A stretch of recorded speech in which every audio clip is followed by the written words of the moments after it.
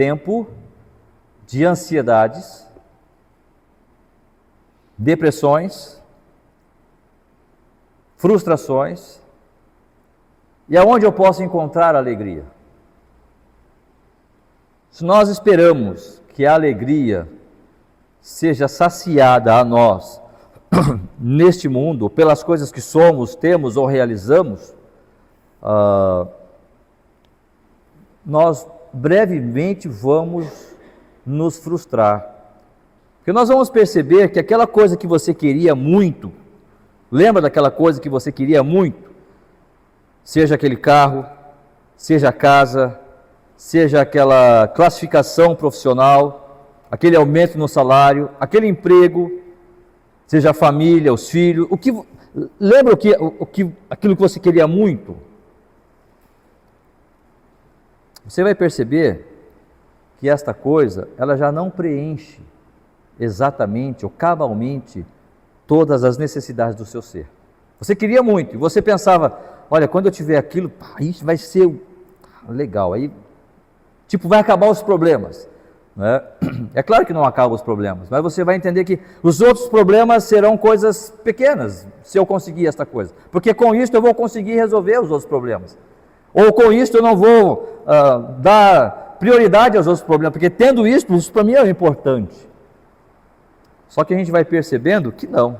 Eu conquistei aquilo, conquistei a casa, o carro, o emprego, a família, mas eu continuo ainda tendo dificuldades em ter essa alegria plena. E nos dias de hoje, onde estamos vendo um mundo muito materialista, e talvez nem é mais tão materialista, a nossa próxima geração, elas não estão tão materialistas assim, né? Mas tratando-se mesmo da própria essência, né? A nova geração, ela está buscando muito essa manifestação do ser, o que você é, o que você vai fazer para ser feliz, né? Buscando essas realizações pessoais, mas mesmo assim você vai perceber que essa felicidade não será alcançada. Porque se fosse assim, todos que têm uma posição financeira elevada estariam felizes, porque buscaram isso. Todos aqueles que têm a sua realização no seu trabalho também não teriam problemas, porque buscaram isso, encontraram isso. Mas não necessariamente isso acontece. Nós vamos percebendo que de horas em horas, de tempo em tempo, nós temos os nossos altos e baixos e precisamos ser tratados as nossas frustrações, depressões, e por isso que nós vivemos numa sociedade onde tantos problemas emocionais são relatados, enfrentados e buscando ser tratados por causa disso. A carta de Paulo aos Filipenses, portanto, é uma carta importante, porque primeiro é a palavra de Deus, e precisamos aplicá-la.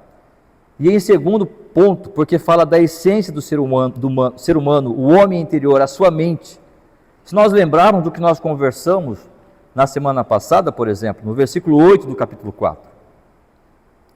Filipenses, capítulo 4, versículo 8. Finalmente, irmãos, tudo que é verdadeiro, tudo que é respeitável, tudo que é justo, tudo que é puro, tudo que é amável, tudo que é de boa fama, se alguma virtude há, se algum louvor existe, seja isto o que ocupe o vosso pensamento. A palavra do Senhor está dizendo, estas coisas devem ocupar o pensamento de vocês, devem preencher a mente de vocês, vocês devem estar pensando nisso constantemente. Qualquer coisa que fuja disto vai ser um problema. Não que nós não vamos pensar, não que nós não vamos encher ou ter na nossa mente algumas coisas que não estão nessa lista, mas nós precisamos entender que ao percebermos que essas coisas estão ali querendo fazer parte do nosso dia a dia, do nosso hábito e costume, nós precisamos tirar fora. Precisamos trabalhar, disciplinarmos-nos para tirar isso fora, porque isso vai concorrer contra a alegria que nós temos em Cristo. Porque, não voltando à mensagem da semana passada, porque todas estas coisas, e a última delas, se você perceber, se existe algum louvor, o que eu estou fazendo, mesmo que eu não seja uma pessoa materialista, não estou ligando para bens materiais, não, eu não estou ligando para ser isto ou aquilo, mas o que você está fazendo efetivamente? Há louvor? Percebe que Paulo fecha a lista com a ideia de que, tá, eu estou buscando tudo isso, e nada disso é um problema. Eu não vivo uma vida imoral, eu não vivo uma vida desregrada, eu não falo mal dos outros, não é? Eu procuro ser uma boa pessoa, ok. Mas você está fazendo isso para quem? Para você mesmo? Ou a motivação em viver isto é para a honra e glória de Deus? Por isso que Paulo termina a lista com essa expressão, se há algum louvor. Eu posso ser uma ótima pessoa, mas se eu não estiver fazendo isso para a honra e glória de Deus, a minha própria carne vai investir contra mim e um momento ou outro, esta alegria que outrora eu vivia, eu vou experimentar esta tristeza e esta depressão. Por isso esta luta constante, irmãos. Por isso que Paulo vai falar aos Gálatas, né, com relação a esta luta, esse conflito que há entre carne e espírito. E, voltando um pouquinho mais, nós olharmos, né, versículo 6, não andeis ansiosos de coisa alguma. Quando nós preenchemos as nossas mentes com essas coisas, não andaremos ansiosos. E a paz de Deus, que excede todo entendimento, versículo 7, guardará o vosso coração em Cristo Jesus. Talvez esta carta não pode haver uma carta mais atual do que esta. No mundo que vivemos, a sociedade experimenta esta ansiedade constante. Se nós vamos trabalharmos a nossa mente, limpando-a, purificando-a, não nós, mas permitindo que o Espírito Santo faça isso, nós também vamos cair nesta coisa. De acharmos que nada somos, que nada podemos, e de fato não somos e não podemos, mas tudo posso naquele que me fortalece. E o grande problema é este. O grande problema é que nós estamos numa ordem mundial que vai dizer você pode, você é capaz, e você busca isso. Aí, quando chega um momento que você percebe que você não pode, você não é capaz, você não está à altura daquilo, aí você se frustra. Você se entristece e esta alegria é perdida.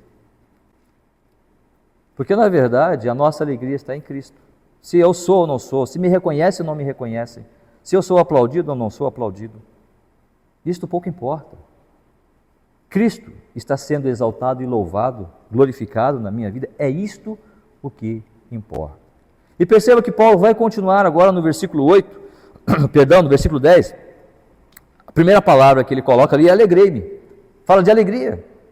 A carta de Paulo aos Filipenses, como já temos falado sobejamente, é uma carta que fala da necessidade de manifestarmos essa alegria constante na nossa vida.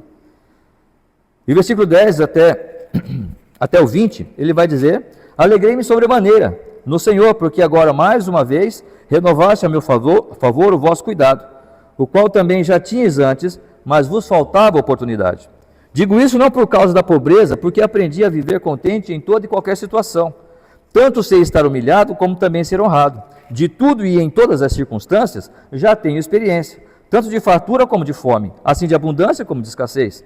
Tudo posso naquele que me fortalece. Todavia fizestes bem, associando-vos na minha tribulação. E sabeis também vós, ó Filipenses, que no início do Evangelho, quando parti da Macedônia, nenhuma igreja se associou comigo no tocante a dar e receber, senão unicamente vós outros, porque até para Tessalônica mandastes não somente uma vez, mas duas, o bastante para as minhas necessidades. Não que eu procure donativo, mas o que realmente me interessa é o fruto que aumente o vosso crédito. Recebi tudo e tenho abundância. Estou suprido, desde que Epafrodito me passou às mãos o que me veio da vossa parte como um aroma suave, como sacrifício aceitável e aprazível a Deus. E o meu Deus, segundo a sua riqueza em glória, há de suprir em Cristo Jesus cada uma de vossas necessidades. Ora, a nosso Deus e Pai seja glória pelos séculos dos séculos. Amém. Vamos orar mais uma vez. Muito obrigado, Senhor, pela Tua palavra. Fala aos nossos corações, tão somente pelo ministério do Teu Santo Espírito. Seja despojado agora toda e qualquer autossuficiência, mas que somente o Senhor possa estar falando aqui, possa estar trabalhando em nossos corações, em nossas vidas, para aprendermos e aplicarmos a Tua palavra, Senhor, constantemente. Muito obrigado, nós oramos e pedimos em nome de Jesus. Amém, Senhor. Perceba que Paulo está dizendo, alegrei-me. Por que Paulo se alegrou? Porque ele recebeu a oferta dos irmãos. Paulo estava lá, no seu empreendimento missionário na sua vida, seguindo, e a igreja de Filipos envia uma oferta. E ela envia esta oferta por meio de Epafrodito, que muitos estudiosos entendem que ele foi o pastor ou o bispo da igreja em Filipos. Não sei bem, né? Porque na verdade ele foi levado como cooperador de Paulo para ajudar Paulo. Esse cooperador diz respeito ao fato de que ele estava junto com Paulo, auxiliando ele, ou o fato de ele estar em Filipos era uma forma de ele auxiliar Paulo. Bom, eu não sei, mas enfim, aparece Epafrodito aqui como esse cooperador, e muitos acreditam que este senhor, esse irmão Epafrodito, era efetivamente o pastor de Filipenses. Mas o fato é que Paulo se alegra pelo fato dos irmãos terem enviado uma oferta para ele. E percebam que a expressão que Paulo usa aqui, alegrei-me sobremaneira, ou seja, eu fiquei muito feliz. Eu fiquei muito alegre quando eu recebi esta oferta de vocês. Só que ele vai explicar, versículo 11. Digo isto não por causa da pobreza. Ou seja, eu fiquei feliz não porque eu estava precisando e vocês me enviaram. É muito gostoso. Quando você está precisando, eu acho que eu já falei sobre esta experiência, né, que tivemos pouco antes de casar, já falei com certeza, pouco antes de casar, eu estava precisando pagar o cartório, coisa do tipo, né, tinha lá umas despesas, umas taxas que eu tinha que pagar, e tinha dinheiro, seminarista, né, estava no seminário já, último ano, tinha dinheiro para nada, último ano, terceiro ano, tinha dinheiro para nada. E eu fui trabalhar, né, no serviço, na manutenção ali do seminário, aí subi, mas eu estava assim tão angustiado com aquela situação, que eu falei, não vou trabalhar nada, depois eu pago, então, né, tô mal aqui, tem que pagar aquilo lá, não sei como é que eu vou pagar, né, tem que casar, tá louco? Tem esse negócio de casar? Amanhã vai me bater depois, vou ficar sem almoço. Tem almoço em alguma casa hoje aí, irmãos? Brincadeira, né?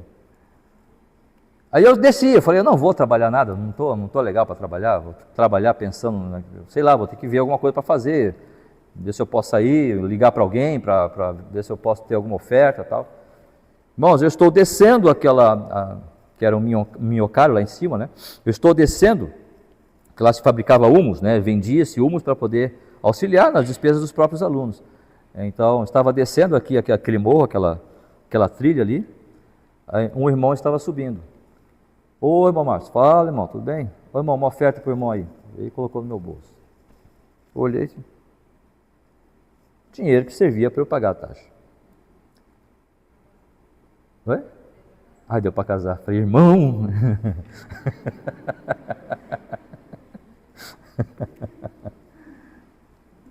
Aí deu para casar, né?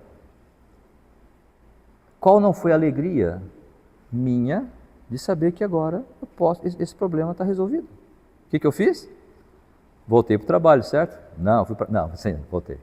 Voltei para o trabalho e aí estava feliz, terminei o meu dia feliz. É claro que esse tipo de atitude alegra, e Paulo estava alegre, claro, pelo valor que ele recebeu, pelas ofertas. Eu não sei de que forma foi essas ofertas, em que espécie eram essas ofertas, né? Possivelmente em dinheiro mesmo, né? Os irmãos fizeram ali uma coleta, e enviaram para Paulo ali para suprir a necessidade de Paulo. Mas perceba que Paulo não está alegre tão somente pelo fato de ele ter recebido essas ofertas. Ele ficou feliz pelo fato de perceber que os irmãos estavam envolvidos nesse trabalho, que os irmãos estavam sendo dirigidos pelo Senhor e percebendo que Paulo tinha essa necessidade.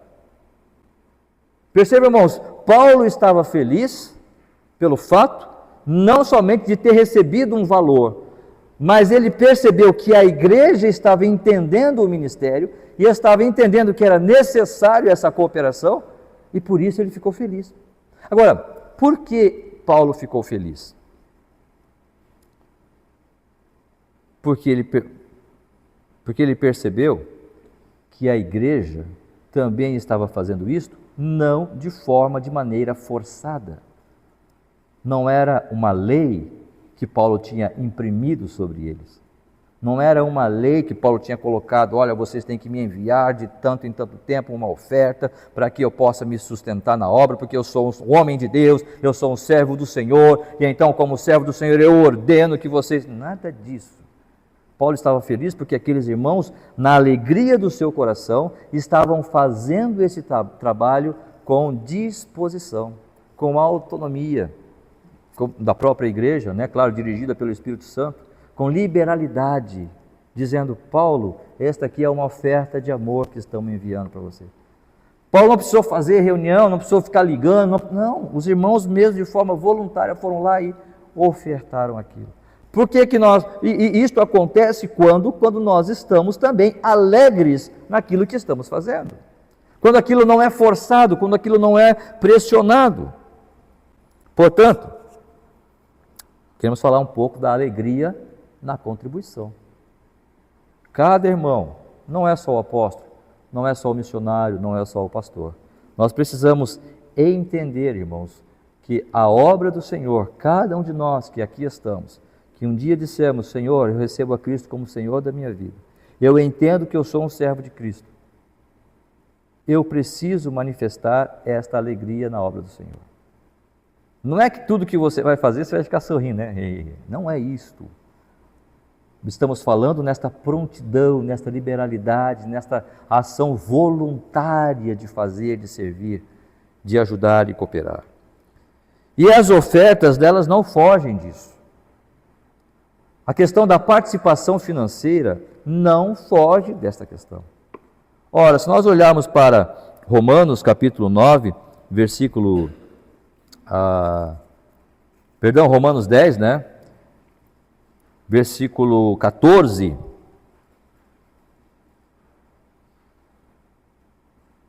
Romanos 10, 14. Nós vamos perceber o que ali?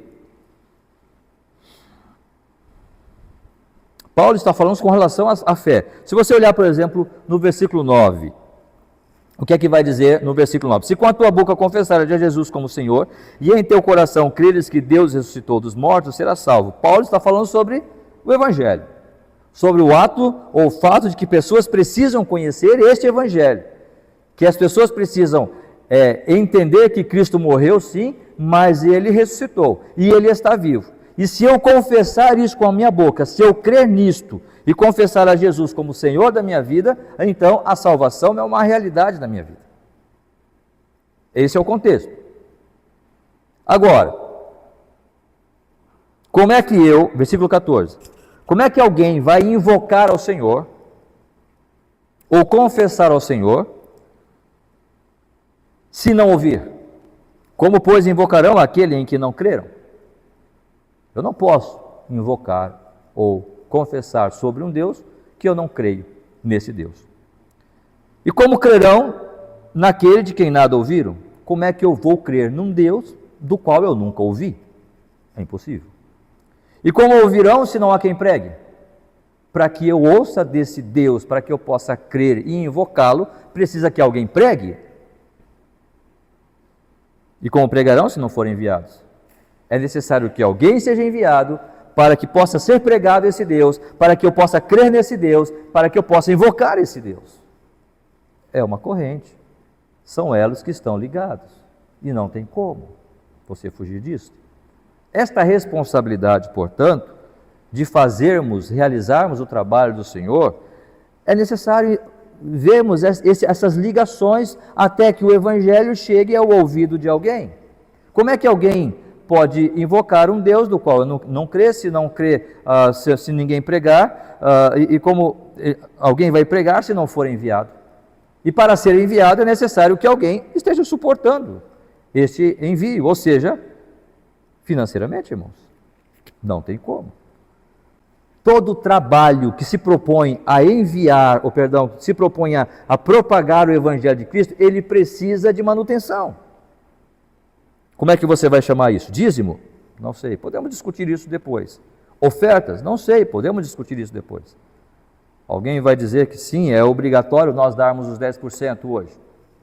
Podemos conversar sobre isso. Agora, chame como quiser. O fato é que todo servo do Senhor, se um dia você conheceu a Cristo, Se um dia você ouviu o Evangelho, é porque alguém foi enviado, porque alguma igreja estava ali estabelecida. E uma igreja estabelecida exige manutenção. Nós estamos aqui recebendo a luz da energia elétrica aqui agora. Quem vai pagar isso? Da onde vai vir o dinheiro? Ah, o pastor. Não, claro que não. O pastor não tem dinheiro para isso. Daqui a pouco você vai ao banheiro, possivelmente, você vai usar água. Tá? Quem vai pagar isso? Você vai enxugar as suas mãos com o papel toalha. Quem vai pagar isso? Vai ter uma manutenção. Estava há pouco ali vendo a porta do banheiro masculino, a maçaneta, possivelmente vamos ter que trocar. Já é constante essa necessidade de estarmos sempre arrumando, né? Possivelmente logo vamos ter que arrumar. Se vamos olharem à sua direita, ali na janela de trás, irmãos, vão perceber que tem uma janela quebrada ali, um vidro quebrado, um buraco na janela. Alguém tem que trocar. Esse vidro precisa ser trocado. Precisa ir na loja, precisa pedir o vidro, precisa comprar o vidro, pagar a mão de obra ali de cortar o vidro na metade, na medida. Do que estamos falando, irmãos? De manutenção. Este aqui é um trabalho enviado por Deus para pregar o Evangelho. Não estamos falando exatamente de um missionário, mas estamos falando de uma instituição, igreja, que foi enviada por Deus para pregar o Evangelho. Só que esta igreja que aqui está, ela precisa ser mantida. Graças a Deus que Deus sempre separa e levanta pessoas para essa manutenção. Mas a alegria não está simplesmente no fato de que, olha que lindo você está ofertando para a obra, não é? Parabéns para você. Eu quero participar disso também. Eu quero servir financeiramente. Perceba que Paulo ele vai dizer: alegrei-me sobremaneira quando vocês dispuseram o coração de vocês para ofertar, para participar nesta obra financeiramente, enviando essas ofertas. Lembra quando Paulo diz, sede meus imitadores, assim como eu sou de Cristo? Se Paulo se alegrou, se Paulo podia dizer, sede meus imitadores, assim como eu sou de Cristo, logo Paulo está se colocando, me permitam, não como Cristo, mas ele está se colocando como um referencial, um modelo, onde as pessoas pudessem olhar para ele e, ao olhar para ele, viam o próprio Cristo. Nós cantamos há pouco. Vejo a luz do Senhor que brilha, bem no meio das trevas brilha. Brilha Jesus, que haja luz. Quem é esta luz? É Cristo. Que vai ser refletida em quem? Em nós. Em mim, em você. Por que eu estou dizendo isso? Se Paulo se alegrou desta maneira pela atitude dos irmãos, Cristo também não estará alegre? Cristo também não estará feliz pelo fato daqueles irmãos terem cooperado fielmente, financeiramente ali na obra de Paulo? É claro que sim. O próprio Deus, seu coração estava feliz. Podemos supor isso tranquilamente, sem medo de errar, que tanto Deus quanto a pessoa de Cristo, a pessoa do Espírito Santo, estavam felizes e contentes pela atitude daquela igreja. Você não quer que Cristo esteja feliz com você? Esteja alegre pela maneira como você está contribuindo financeiramente com a obra do Senhor? É claro que nós vamos ouvir muitas coisas com referência, por exemplo, a dízimos, né? Lá em Deuteronômio, tem muitas pessoas que contestam o dízimo. Deuteronômio 26, 13.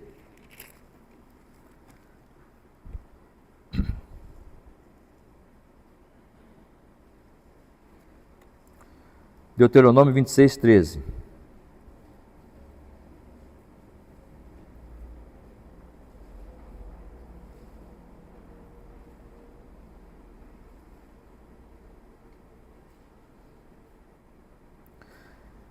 Deuteronômio 26, 13, diz assim: dirás perante o Senhor teu Deus, tirei de minha casa o que é consagrado e dei também ao levita, e ao estrangeiro, e ao órfão, e à viúva, segundo todos os teus mandamentos que me tens ordenado, nada transgredido os teus mandamentos, nem deles me esqueci. Então muitos vão dizer, o dízimo, na verdade, foi instituído para ajudar as viúvas, os necessitados. Beleza, está tudo certo, não está errado não.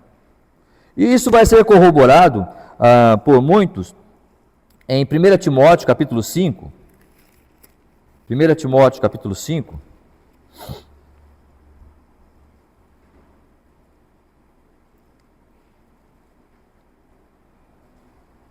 Versículo 3.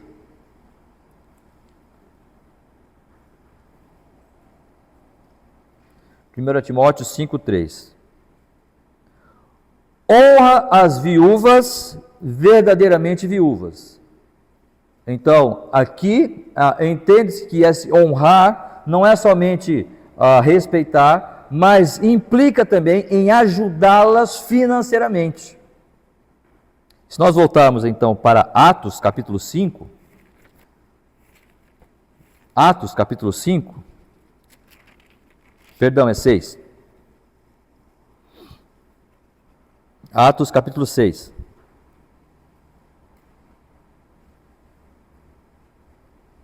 Ora, naqueles dias, multiplicando-se o número de discípulos, houve murmuração dos helenitas contra os hebreus, porque as viúvas deles estavam sendo esquecidas na distribuição diária. Então os 12 convocaram a comunidade e escolheram aqueles que nós chamamos diáconos, né? Ou seja, as viúvas estavam sendo esquecidas na distribuição diária. Que distribuição diária era esta? O alimento, a cesta básica. Então, juntando Deuteronômio com Atos e com 1 Timóteo 5, versículo 3, muitas pessoas entendem que as ofertas não devem ser para o pastor, por exemplo. As ofertas devem ser direcionadas para as viúvas ou para os necessitados. O que é sensato, o que é salutar, o que é positivo. Porém, se nós voltarmos para Timóteo capítulo 5, versículo 4, vai dizer o seguinte, Timóteo 5, 4. Mas, vamos ler o 3 de novo, né? Honra as viúvas, verdadeiramente viúvas. Versículo 4. Mas, se alguma viúva tem filhos ou netos, que estes aprendam primeiro a exercer piedade com a própria casa e a recompensar a seus progenitores, pois isto é aceitável diante de Deus. Ou seja, a própria palavra está dizendo aqui, tem viúva? É legal, tá. Irmãos, vamos lá fazer uma cesta básica para ajudar aquela irmã viúva, ok? Mas aquela irmã tem filho? Aquela irmã tem neto? Eles trabalham? Eles devem ser os primeiros a ajudar. E não sou eu que estou dizendo, é a palavra que está dizendo. Porque no versículo 8 vai dizer algo muito sério. 1 Timóteo 5,8. Ora, se alguém não tem cuidado dos seus, e especialmente dos da própria casa, tem negado a fé, e é pior do que o descrente. Uma vez estávamos num ministério, e minha mãe foi nos visitar lá. Já devo ter falado essa ilustração também. Minha mãe foi visitar, e nós fomos visitar uma senhora já bem de idade, já falecida hoje, claro, já faz anos que ela faleceu. E fizemos ali uma visita para ela, lemos um texto bíblico e tal, e a gente foi... Aí, estávamos lá e o irmão foi e levou a cesta básica para ela. Né? Na mesma hora que nós estávamos lá, o irmão foi e levou a cesta básica para ela. Aí fizemos aquele momento devocional ali, cantamos um hino e tal, e lemos a palavra, oramos e saímos, né? Minha mãe, muito Agostinho, né? Ô Márcio, essa senhora aí, aqueles rapazes que estavam na casa dela, são netos dela. Essa senhora tem aposentadoria, Márcio? Ela recebe sim, mãe, uma aposentadoria. E essa casa é dela? Não, é dela, é a casa dela. Essa senhora não precisa receber a oferta da igreja não, tá? Ela tem filhos, ela tem netos, ela recebe aposentadoria. Por que vocês estão fazendo isso? Está errada? Mas a igreja, no desejo de ser socialmente aceitável, muitas vezes faz essas coisas. Quando, biblicamente, está errado ajudar? Não. Quando há uma necessidade real, quando há uma necessidade clara ali, precisamos fazê-lo. Mas nós não podemos torcer as coisas meramente para sermos socialmente aceitáveis, ou estarmos praticando um ativismo cristão, né? Estamos fazendo, mas por que estamos fazendo? É preciso? A palavra precisa vir em primeiro lugar. Mas muitos usam isso, irmãos, para contestar, por exemplo, uma oferta que a igreja dá para o pastor, os proventos pastorais. Se você olhar, se nós voltarmos mais uma vez para Deuteronômio 26,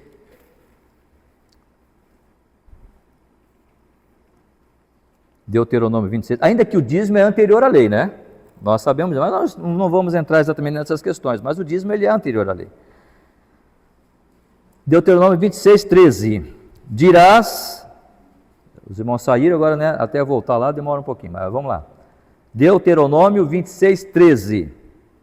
Dirás perante o Senhor teu Deus: tirei de minha casa o que é consagrado, e dei também ao levita, ao estrangeiro, e ao órfão e à viúva. Tudo isso é lindo. Dei ao órfão, dei à viúva, dei ao estrangeiro, está tudo certo. Está aqui, pastor. O dízimo era para as viúvas, para os órfãos e para o estrangeiro, ok. Mas qual que é o primeiro que ele coloca ali? Deu a quem? Ao? Levita. Quem eram os levitas? Os sacerdotes. A tribo de Levi, os levitas, era aquela tribo que Deus disse: olha, vocês não vão ter porção de terra, tá? Vocês vão servir no tabernáculo, vocês vão servir no templo e vocês vão viver do serviço de vocês. Quem seriam os levitas hoje?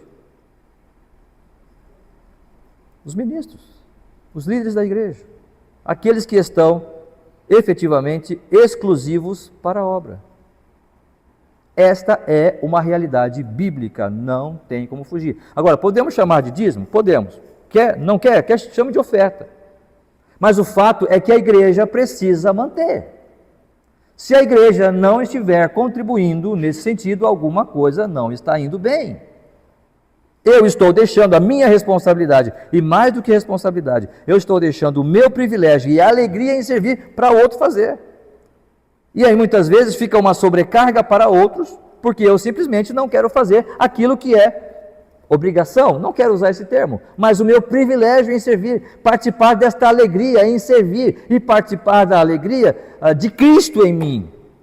Paulo vai dizer: alegrei-me sobremaneira. Agora, é claro que isso vai falar de administração. Como eu estou administrando, quais são os meus princípios, de que maneira eu estou efetivamente administrando os bens que o Senhor tem me dado. Porque a coisa da oferta ou dos dízimos, mais uma vez eu digo, sem ser pedante, chame como quiser, é uma coisa que o Senhor estabeleceu para que nós não nos tornemos servos do dinheiro, ou tornar o dinheiro um ídolo meu. Há pouco estava falando com os homens, né, sobre os falsos mestres, e uma das características dos falsos mestres é exatamente isso. Segunda de Pedro vai falar, né, que eles farão mercado de vós. Não, nós não estamos fazendo. Tem muitos movimentos que obrigam a pessoa, se você não der, Deus vai punir você, Deus vai pesar a mão sobre você. Não tem nada disso. Talvez você não vai dar dízimo e sua vida financeira vai decolar. Talvez você nunca vai dar R$1 na igreja. E mesmo assim você vai ser a pessoa mais rica da igreja. Pouco importa. Essa não é a questão. Não faça por medo. Faça pela alegria em servir ao Senhor. Esta é a questão. Lembram? Tudo que é justo, tudo que é puro, tudo que é amável, respeitado, tudo que é de boa fama, se algum louvor existe, qual é a sua preocupação? Qual é o seu objetivo na vida? Louvar ao Senhor? Faça isto. Agora, se você não faz, porque você quer ter mais dinheiro na sua conta, você não quer louvar ao Senhor. Você quer louvar a si mesmo. É com você. Você não é obrigado. Mas tudo o que fazemos e buscamos administrar a nossa renda, os nossos bens, para quê? Para ajudar na igreja? Não, para louvar ao Senhor. Esta é a perspectiva. É adorar ao meu Deus e participar desta alegria em servir a Ele. Eu não sei com quanto, você estabelece o valor, Eu acho que os 10% é aquela coisa, eu acho que é aquela coisa mais mediana que podemos pensar, né? Mas, como eu disse, podemos falar sobre isso em outro momento. Mas o fato é que esta participação, e Paulo está louvando aquela igreja por causa dessa voluntariedade deles. Mas eu não tenho vontade, ok, de duas uma. Se você não tem vontade, ou você não entendeu os princípios bíblicos, né? Ou talvez o Espírito Santo não está trabalhando na sua vida ainda, a ponto de você entender que você faz parte disso, que cada um de nós precisamos contribuir nesse sentido.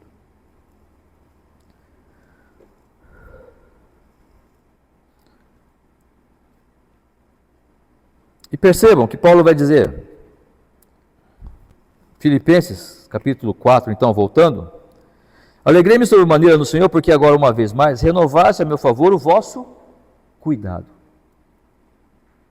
Paulo estava alegre com aquela igreja porque eles estavam cuidando do pastor, do missionário, do obreiro, daquele que estava à frente. Como é que você pode cuidar do seu pastor? Estou falando isso, é chato para eu falar isso, né? Porque eu sou o pastor aqui. Aí parece que eu estou querendo aqui fazer uma lavagem cerebral nos irmãos para eu ser beneficiado. Não, irmãos, é bíblico. Tudo que nós estamos falando aqui é a palavra de Deus e não tem como fugir disso, né? Mas enfim, como cuidar do pastor?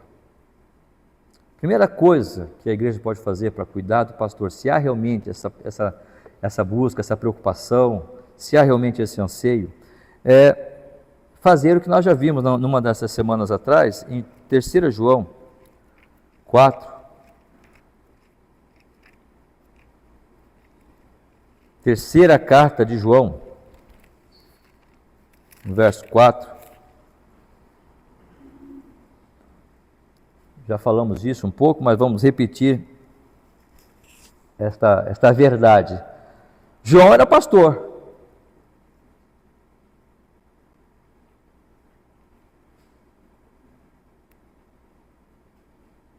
E vai dizer assim, 3 João 4, não tenho maior alegria do que esta, a de ouvir que meus filhos andam na verdade. A maior alegria para um pastor verdadeiramente chamado para o ministério é ver que a igreja está andando na verdade.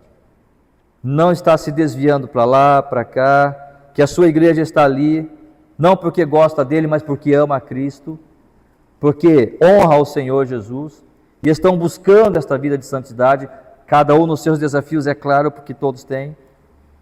Então, Filipenses manifestou esse cuidado, mas a questão não é financeira tão somente.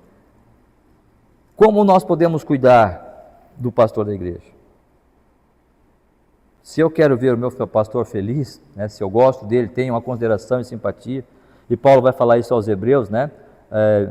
Olhai para os seus guias, Hebreus capítulo 13, né, versículo 7, é necessário que a igreja entenda que a vida do pastor, a família do pastor, ela é constantemente afligida pelo inimigo. Não tem como. Isso é um fato.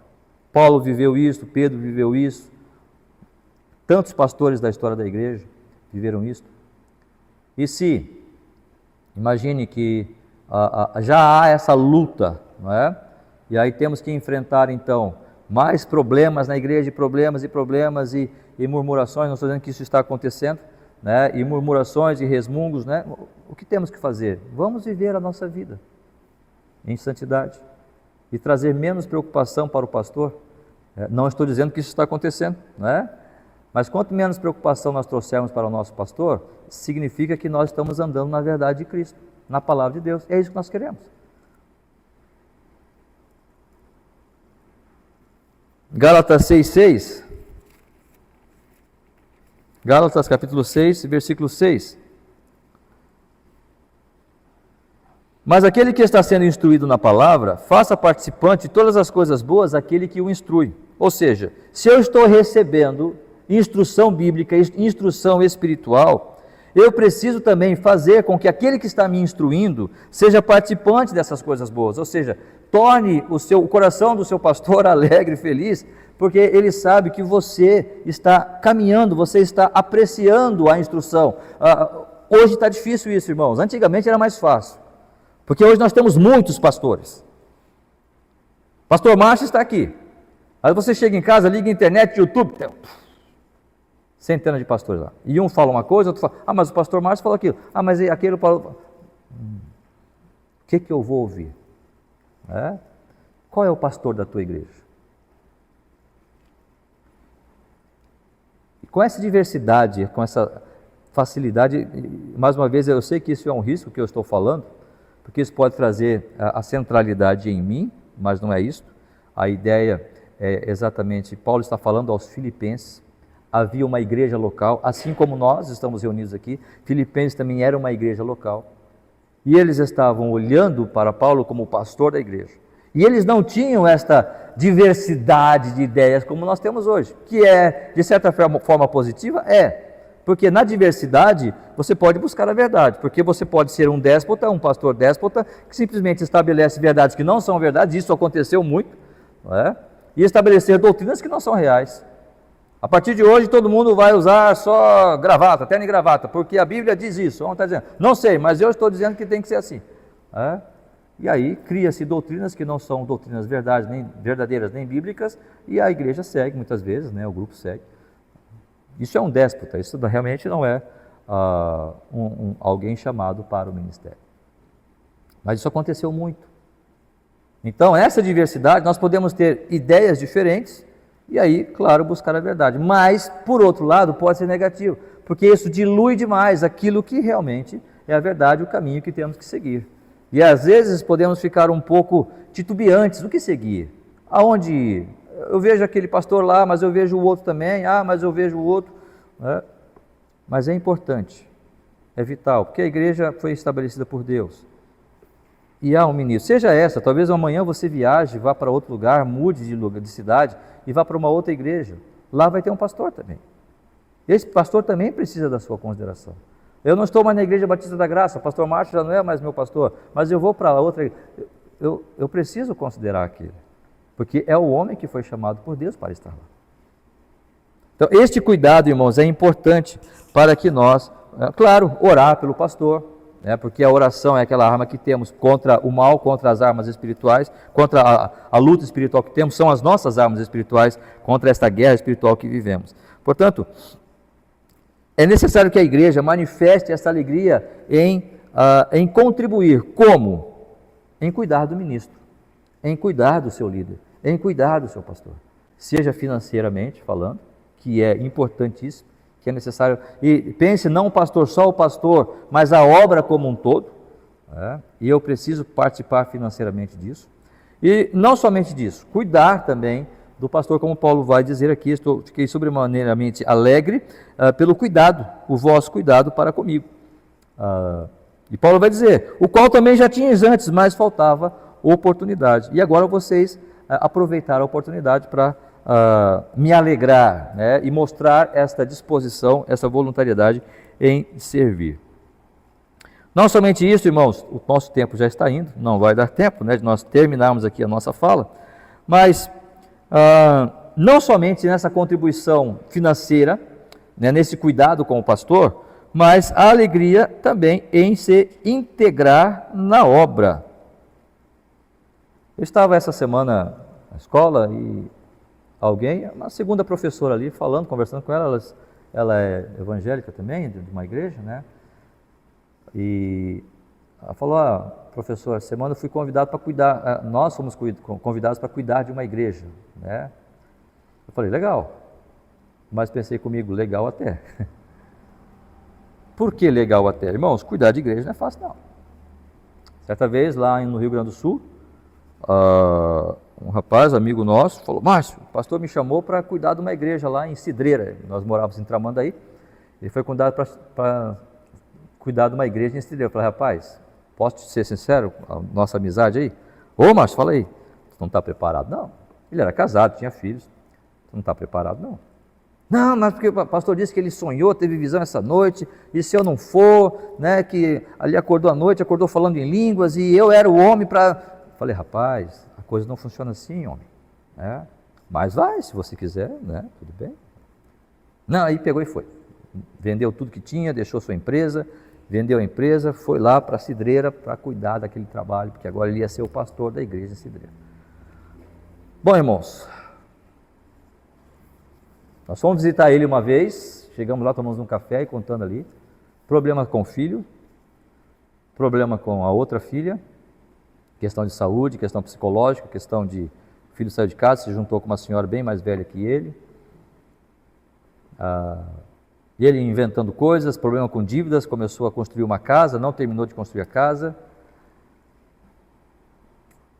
foi que deixou o trabalho, não conseguiu. Porque esse trabalho precisa ser chamado. Não é porque alguém teve um sonho à noite, teve uma visão e falou em línguas que, você é conversa furada. Precisa ser chamado por Deus. E ser chamado por Deus, isto não é tarefa fácil. Falei há pouco, eu tenho um pensamento. Muitos pastores que estão na obra e caíram. Por que caíram? Porque nunca foram chamados. Desisti. Não desistiu. O teu chamamento foi pela graça. E esta mesma graça que te chamou vai te manter. Se não te manteve, é porque você nunca foi chamado. Porque você não tem a perspectiva, você não tem o desejo, você não tem a força, você não tem o vigor, você não tem a virtude que nós falamos na semana passada.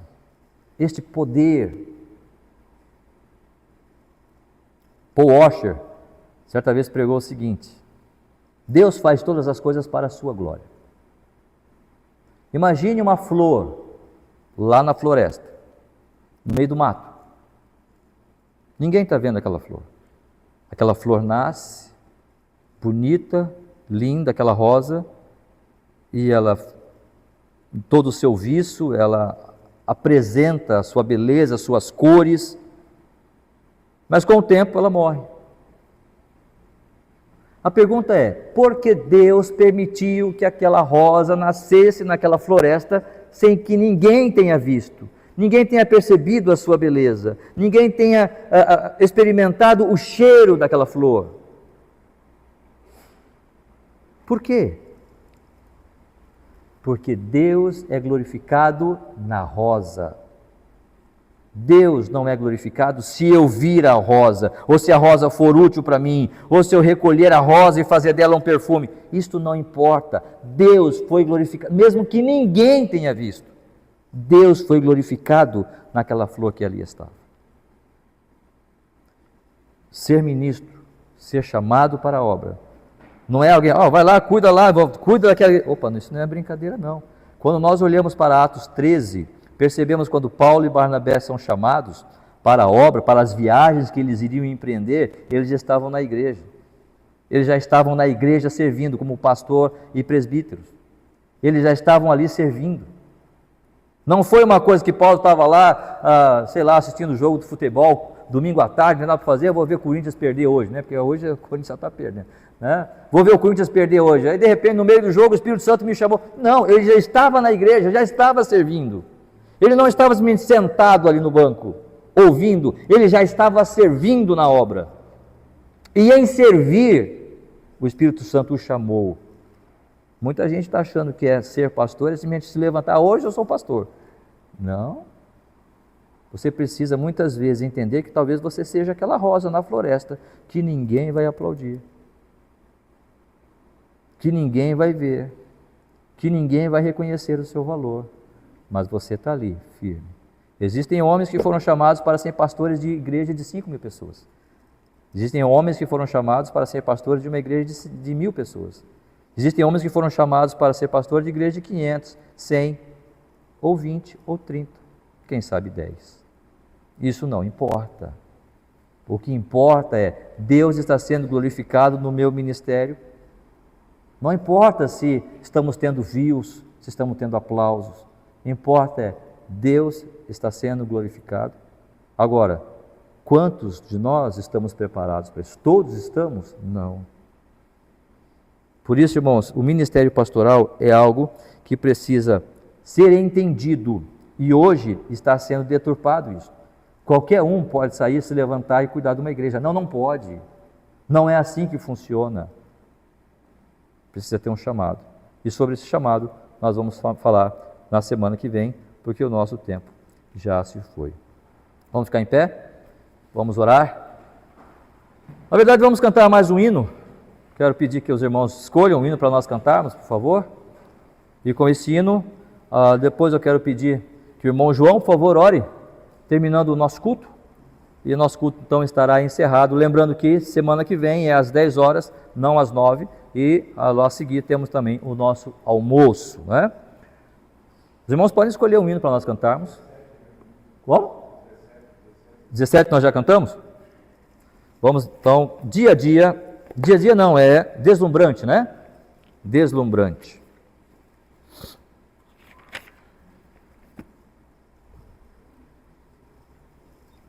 Se nos cega o sol ardente, quando invisto em seu fulgor, quem contemplará aquele que do sol é criador? Não pode, não tem como, né? Patriarcas nem profetas o chegaram a avistar, nem Adão chegou a vê-lo antes mesmo de pecar. Esse é o nosso Deus. Um Deus maravilhoso, um Deus que não podemos ver, não podemos contemplar com os nossos olhos humanos fracos e limitados, mas percebemos Ele em Cristo Jesus, o Espírito Santo habitando em nossas vidas, mediante o trabalho dele em convencer-nos da nossa pecaminosidade e da nossa necessidade de Cristo a cada dia e do seu poder em fazer coisas maravilhosas ao nosso favor.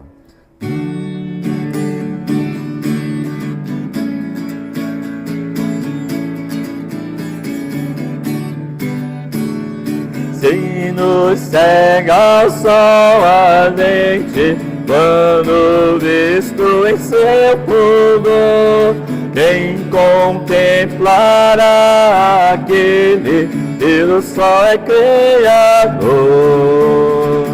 Patriarcas nem profetas o chegarão a avistar, nem Adão chegou a vê-lo antes mesmo de pecar. Luz pra qual o sol é trevas, quem te pode contemplar? Nossos olhos nos humanos não te podem encarar. Fogo em cima da arca santa, sarça ardente no Sinai, são figuração da glória do Senhor do eterno Pai. Para termos nós com Ele branca e doce comunhão, Cristo Filho fez-se carne, fez-se nossa redenção, para que na glória eterna nós miremos sem véu. Cristo padeceu a morte, nova entrada abrindo ao céu.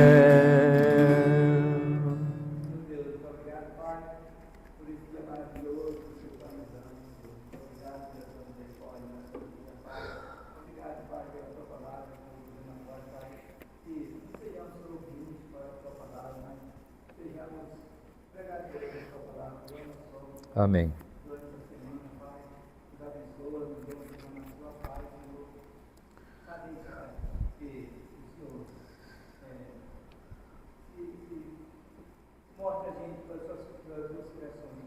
Verdade.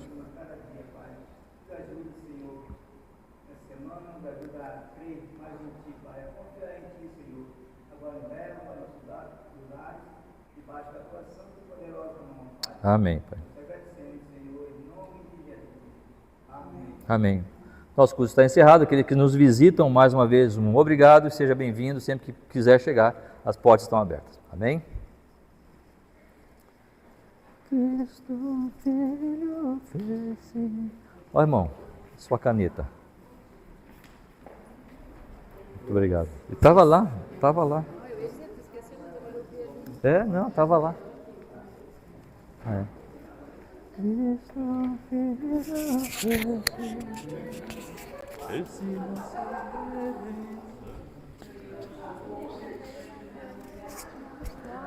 Tá machucado mesmo?